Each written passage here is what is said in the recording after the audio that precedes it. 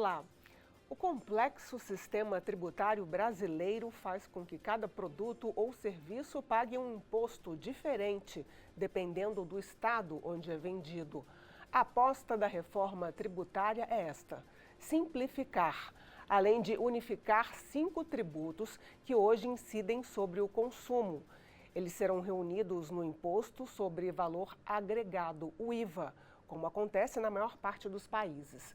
Sobre o assunto, eu converso com Luiz Carlos Rauli, do Podemos do Paraná, economista e autor de uma das propostas de emenda à Constituição da reforma tributária.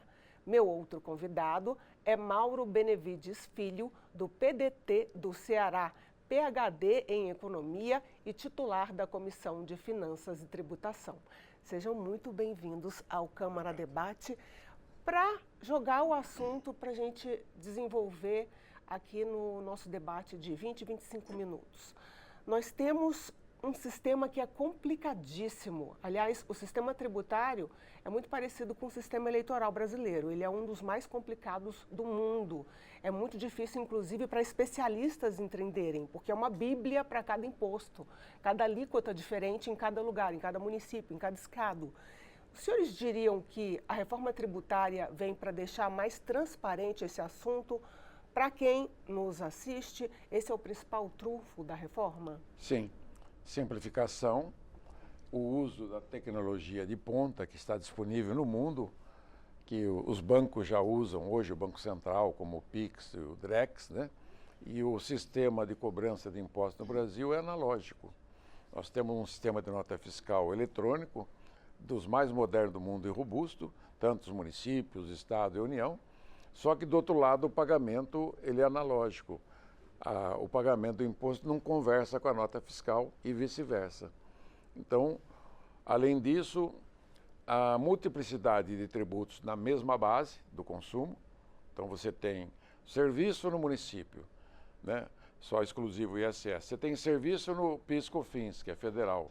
Aí você tem a tributação de bens estadual com o ICMS e o IPI, tributa bens. Mas também o PIS/COFINS tributa bens e tributa serviço. Então são tributos concorrentes da mesma base, da mesma natureza. Por isso que 174 países do mundo já adotaram um imposto único nacional, destino, alíquota por fora. E aqui no Brasil, nós recepcionamos a proposta tecnológica do Miguel Boab de cobrança eletrônica em tempo real, prescindindo do ato declaratório. Então vai ser uma revolução de simplificação.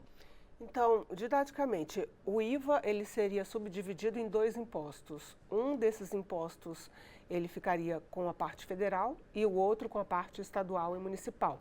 Já foi resolvida aquela querela antiga com o prefeito? Você lembra que a questão dos municípios era sempre um entrave porque haveria perda de receita?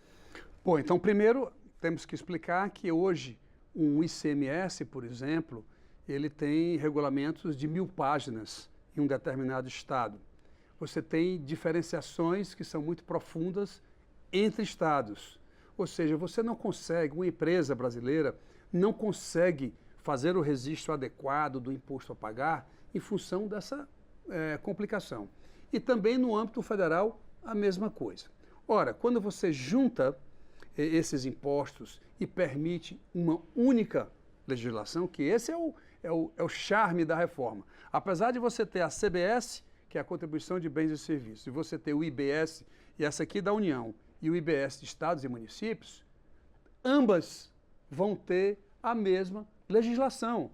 Então você vai diminuir o ônus de contratação de advogados, de contratação de contadores, porque ela vai ser muito mais simplificada, mais inteligível e que, portanto, vai dar maior competitividade às empresas brasileiras. No mundo, não existe país, até onde eu sei, que cobre alíquotas para bens de um patamar e para serviços de outro patamar. Por isso que aqui nós estamos juntando imposto sobre bens e serviços, porque essa é a regra de competição, de empresa, é a experiência mundial em relação a essa questão, e a reforma tributária brasileira, ela dá também essa contribuição em relação a essa questão. E por último, meu companheiro e amigo Carlos Rauli já falou, o Brasil está implantando finalmente um imposto no destino puro. O que é o imposto no destino puro, para concluir? É que quem fica com o tributo é quem está pagando. E aí eu estou normalmente muitos e-mails lá no meu gabinete dizendo assim, mas como é hoje então? É porque quando o Ceará compra uma mercadoria de São Paulo, 7% fica em São Paulo e o Ceará cobra 11% para fazer os 18%.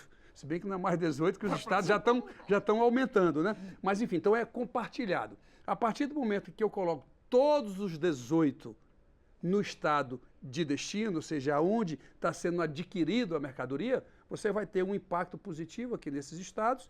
Obviamente que os estados produtores vão diminuir a sua receita, mas até nisso a reforma foi inteligente. Você vai tirar 3% que saiu da Câmara, voltou com 5% do Senado, vamos tirar desse bolo que está ganhando e vamos devolver para os estados e resolvemos o problema dessa disputa. Eu queria pegar o seu gancho sobre produtos e serviços. Hoje existe um limbo.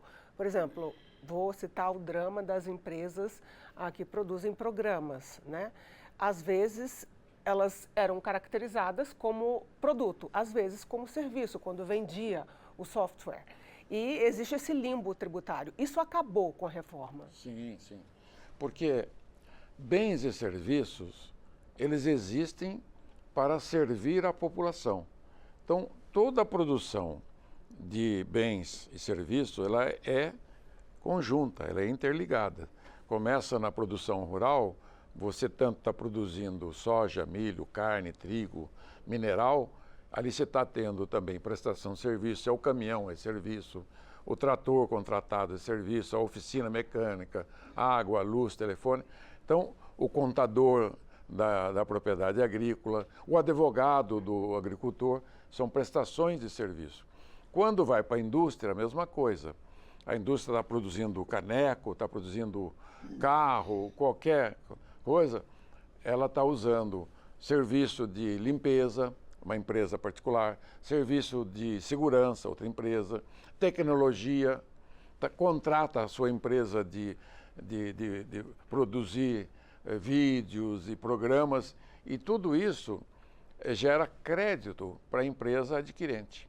Então, o prestador de serviço, ele é intermediário na formação do produto, que vai chegar na população um bem ou um serviço à disposição. Então, a economia de mercado, ela existe para atender a população, que é ela que paga o imposto de consumo. Por sua vez, a população trabalha nessas empresas ou é dona delas. Então, a integração da economia é total. E essa separação no Brasil só trouxe prejuízo. Guerra fiscal, inadimplência, sonegação, contencioso tributário. Olha, todas as mazelas que, como você disse, o sistema eleitoral e tributário brasileiro é o caos, chamado de manicômio tributário, carnaval tributário, e eu apelidei também de Frankenstein funcional, porque ele mata as empresas, a mortalidade da empresa no Brasil é brutal, mata o lucro da empresa, mata o emprego. O Brasil tem uma rotatividade enorme de empregos, subemprego, desalentados, subempregados, mata o poder aquisitivo da população. Então, quando você reorganiza toda a estrutura tributária, é o mesmo que você está reorganizando o capitalismo, a economia de mercado, deixando ela transparente. Como o deputado Mauro Filho colocou, um imposto nacional, alíquota por fora, destino, porque hoje a alíquota por dentro. O ICM hoje é 20 por dentro, só que é 25 por fora. É um absurdo. Então, cobrança eletrônica, o crédito hoje é no papel, o escritural vai ser financeiro, como é o sistema bancário. Então, tem grandes mudanças tecnológicas, mas o princípio é velho. É o velho IVA que existe há mais de 60 anos em 174 países. Alguns já têm até 70 anos. Então, nós não criamos o IVA, estamos adaptando a uma realidade e eliminando os 5 piores impostos que tem no Brasil e no mundo. O ISS, o ICMS, o IPI e o PIS/COFINS. Qual que é a pretensão? Acabar com o contencioso, como o Maurinho colocou, uma só lei, né? Acabar com a inadimplência, que não precisa mais a empresa declarar, porque você tem tecnologia para cobrar no ato, como o cartão de crédito, você cobra no, né? Você acaba com o custo burocrático e espreme a sonegação. Então, para simplificar, a gente não está ainda no final da entrevista, mas para simplificar e fechar esse ponto, não tem mais distinção entre produto e serviço. A distinção agora importante é entre quem consome e quem produz. Exatamente, porque não é justo você estar gastando o seu dinheiro comprando aquela mercadoria ou pagando o serviço, e esse dinheiro, eu estou aqui em Brasília comprando do Rio Grande do Sul, e ao efetuar a compra, que esse dinheiro vá para o Rio Grande do Sul. Isso não existe mais. E quem vai determinar o local do imposto é o consumo. Segundo ponto, queria agregar aqui a brilhante colocação do deputado Raul, porque as pessoas não entendem o que é por dentro e o que é por fora. Então, se o deputado me permitir, hoje você tem o preço do produto mais o ICMS que é cobrado nele. Desse preço é que incide a alíquota do ICMS de novo. Cumulativo. Então, por isso chama-se um imposto pago por dentro, ou seja, tudo entra no bolo para poder calcular o imposto definitivo. O que é por fora? Você vai pegar o preço do produto sem o imposto e simplesmente vai calcular a alíquota em cima do preço que está sendo cobrado. Por isso que a transparência que vai ser dada com a reforma tributária, a população brasileira vai saber quanto é que está pagando. Porque hoje é impossível alguém detectar quanto é que está sendo pago naquele produto ou naquele serviço que está sendo colocado. O problema, a questão do serviço, é de que o IVA é um imposto não cumulativo. O que é não cumulativo? A cada etapa do processo de produção, o imposto que você vai pagar, você abate daquilo que você pagou no insumo que você comprou. Então você vai abatendo, você paga só a diferença do imposto. No serviço, a compra de insumos é menor. Então, o maior custo de uma empresa de serviços, inequivocamente, é pessoal. Mas ela paga o ICMS na energia, ela paga o ICMS nos produtos que ela compra, no cabeleireiro, ela compra a tinta, ela compra isso e aquilo. Então, o ativo. O próprio ativo. Então, ela vai conseguir abater do imposto que ela vai pagar na saída, abater tudo isso que ela pagou nos respectivos insumos, né, que ela comprou. Portanto, não é tanto assim. Mas mesmo assim, preocupado com tudo isso, setores estratégicos do setor de serviços, o setor de saúde vai ter uma alíquota diferenciada, o setor educacional vai ter uma alíquota diferenciada, o setor de transporte coletivo vai ter uma alíquota diferenciada. Então, determinados setores interpretados pela Câmara dos Deputados e pelo Senado Federal como nevrálgicos, como necessários de ter um tratamento diferenciado, até isso a reforma tributária também fez, né? Selecionou alguns segmentos para poder, sobretudo no âmbito dos serviços, pudesse ter uma alíquota diferenciada para também não assustar um aumento de carga tão brutal, saindo hoje de 5% de ISS, 3,65% de PIS/COFINS, mais alguma coisa, uma carga de 11 ou 12, e passar para uma carga de 25%. Então a gente até, né, deputado Raul, nós mitigamos esse aumento que podia ser inesperado com esse tratamento de alíquota diferenciada, o que, portanto, inclusive, acalmou a pressão em todos nós para poder votar a reforma, que depois de quantos anos, Raul? 34, 35 anos? É por aí, né? 30 e pouco, se pegar da Constituinte, dá quase 40 Ou seja, anos. Quantos anos se discute isso? E nunca o Congresso foi capaz. Essa pergunta estava nos meus planos, o senhor adiantou. O que está acontecendo agora de diferente? Qual a variável diferente para a reforma tributária finalmente deslanchar? Tem uma moça que fala, quanto mais discute a reforma, mais próximo fica. Então, com a mudança do governo, todos os candidatos se comprometeram nesses últimos 30 anos. Mas esse governo decidiu nomear um secretário executivo para a área. E o ministro confirmou. Os governadores, a maioria, estão favoráveis. A maioria dos prefeitos também estão favoráveis. A maioria dos empresários, favoráveis. E a maioria das centrais sindicais, principalmente os auditores, favoráveis. Então, e o presidente da Câmara e Senado se elegeram com compromisso. E nós, deputados e senadores, nos elegemos fazendo campanha, dizendo, vamos fazer a tributária, vamos fazer isso. Então, houve uma janela de conjugação de astros. Então, chama de otimização. Então, o projeto, tanto o da Câmara, o 45, do Baleia Rossi, a 110, o meu projeto eu dei para o Davi Alcolumbre. Então, o Congresso é dono da PEC, das PECs, tanto da 293, mas os governos decidiram apoiar. Então, as emendas constitucionais, como assim a Constituinte, é congressual. Então, mas é do governo Lula. Não, é do Congresso, é nosso, é do povo. E nós, o Legislativo, que respondemos.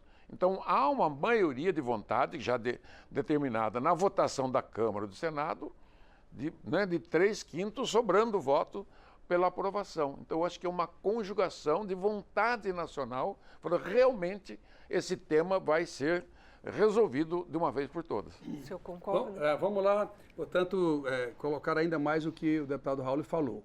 Essa reforma ela é uma proposta do Congresso Nacional, obviamente com a interface inequívoca com o governo federal, o secretário Api, o ministro Haddad deu muito apoio a ele. Então, ela emanou de um trabalho que já tinha iniciado com o deputado Raul, que chega agora para a gente e o Congresso, portanto, entrega. Isso por si só já deu um conforto na casa, né, para poder fazer isso. Resolvemos o problema dos estados produtores, que achavam que iam perder receita. Isentamos os investimentos, que hoje no Brasil, só o Brasil cobra imposto sobre investimento, sobre despesa de capital.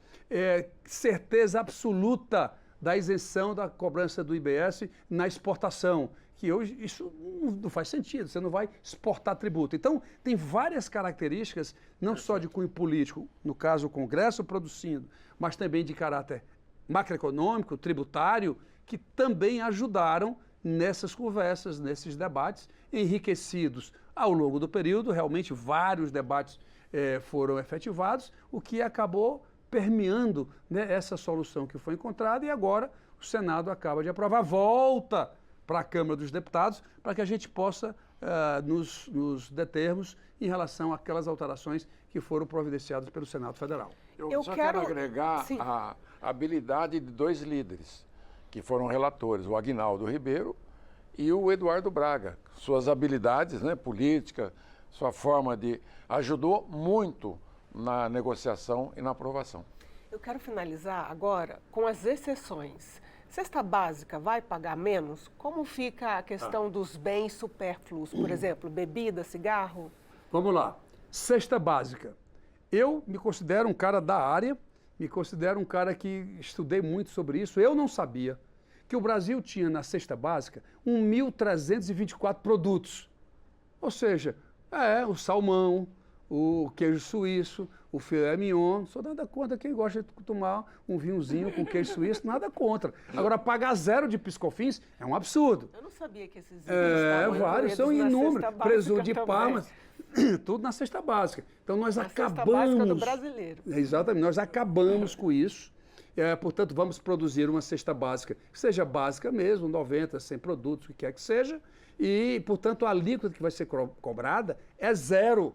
Zero de imposto sobre a cesta básica, que é uma diferença brutal. Agora, o Senado criou aí um tal de uma cesta básica estendida, que vai com certeza agregar aí outros produtos, com uma alíquota não a de referência, que é a que vai servir para todo o país, mas uma alíquota menor do que aquela da alíquota de referência. Nós vamos analisar melhor esse contexto, mas com certeza a população mais pobre vai ter uma cesta básica totalmente isenta de tributo, que é mais uma contribuição que essa reforma está produzindo para todo o país. E as outras exceções, deputado Raul? Não, elas são constitucionais, né?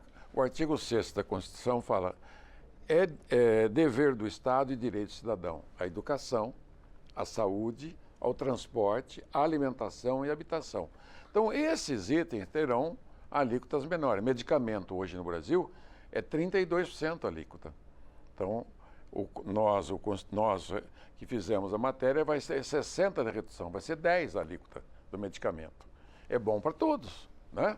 Então, medicamento é saúde, então é de interesse público nacional. Aí depois tem outras pequenas exceções que nós vamos medir com o tempo, como está lá no relatório, nós vamos reavaliar a cada 5 anos. Então, vou dizer, o coração da proposta está aprovada, que é a criação do imposto de valor agregado, que é o imposto que usa no mundo inteiro, né, em 174 países, dos 193 que tem assento na ONU, e ele é mais do que um imposto, ele é um uma plataforma de negócio entre as empresas jurídicas, o imposto é por fora, não se cobra, não se paga.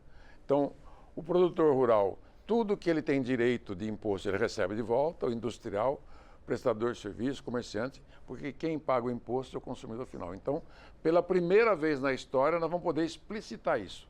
Bom, os empresários PJ vão receber de volta os impostos e nós também, além da cesta básica, está lá o cashback, que é a devolução personalizada que pode ser utilizada.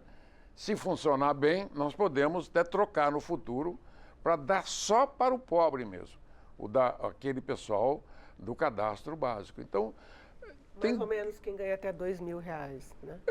O cadastro tem 25 milhões de famílias, né? O Cade Único? Exatamente. São 68 milhões de pessoas. 25 milhões de famílias. Então você tem essa turma. Depois, se você que no futuro quiser cruzar com o imposto de renda, porque paga muito, paga pouco, você vai ter todas as pessoas físicas com nota fiscal. Eles vão tirar a nota fiscal porque vai ter concurso de prêmio diário e para se habilitar num possível cashback. E todas as PJ vão tirar nota também, porque quem não tirar nota não recebe de volta o seu imposto. Então está tudo amarradinho. Essa é a beleza. Eu preciso encerrar, infelizmente. Tudo bem, vamos encerrar. Eu queria só clarear a questão dos profissionais liberais. Isso. Que acabaram conseguindo uma redução de alíquota, mas precisa ficar claro que todos os profissionais liberais, o advogado, o contador, o dentista, que fatura até 4 bilhões e 800 mil, que é o limite do Super Simples, esse pessoal em nada vai ter sua carga tributária alterada. E as pessoas, mesmo assim, houve uma movimentação para conseguir uma redução de alíquota de 30%, que eu acho, eu pessoalmente acho desnecessária, porque nós vamos estar tratando de pessoas que ganham 10 milhões, 15 milhões de reais, e eu acho que isso precisa ser melhor avaliado pela Câmara dos Deputados. Concordo. Deputado Luiz Carlos Rauli, muito obrigada, seja bem-vindo de volta. Convergência boa, positiva pelo Brasil aqui hoje, né? Graças a Deus, é o que o Brasil precisa. Esta é a agenda positiva. Estamos fora dessas bobagens que estão aí discutindo. Agenda positiva, propositiva, resolutiva para o Brasil. Conteúdo, como a gente ser um verdadeiro Congresso Nacional, para todos os nacionais. Sim. E no próximo ano fazer a reforma tributária da renda, que essa também é muito importante. O Brasil é um país desigual e precisa ter tratamentos de renda, distribuição de dividendos, mas isso será tratado lá no próximo ano, 2024. E a lei complementar também, nós vamos trabalhar o ano que vem aqui na casa. Muito obrigada, deputado também Mauro Benevides Filho. O Câmara Debate conversou com o deputado Luiz Carlos Rauli, do Podemos, e com o deputado Mauro Benevides Filho, do PDT, sobre a reforma tributária. Se você quiser rever esta entrevista, basta acessar a página da Câmara dos Deputados ou procurar no nosso canal no YouTube. Muito obrigada pela sua companhia e até o próximo programa.